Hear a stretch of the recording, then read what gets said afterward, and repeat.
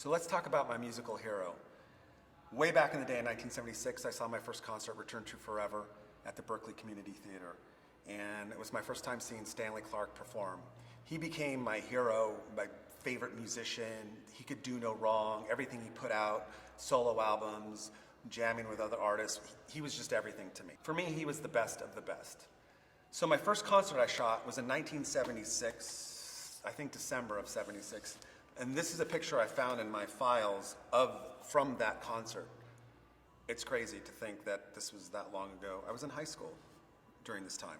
But he was my hero, so I got to see him perform a lot. I saw him with the Clarke Duke Project, I saw him solo, I saw him just jam with other people, and he was everything. So when I moved to Los Angeles years later, I got to meet him through another musician, and that was like the biggest thrill of my life. I ended up getting to know Stanley. I ended up shooting an album cover for him, which was a huge thrill, which was, where's that at?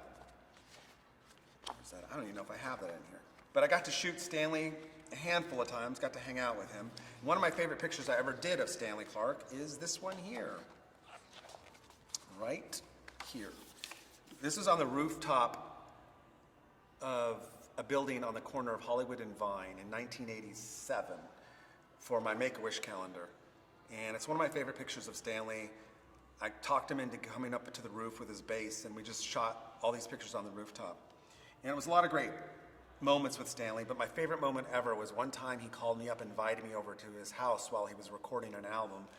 And I just got to hang out and be a fly on the wall. Didn't even bring my camera. Just hung out with him and a bunch of musicians while they made music. And watching really talented musicians make music and the creative process is my favorite thing, is one of my favorite things.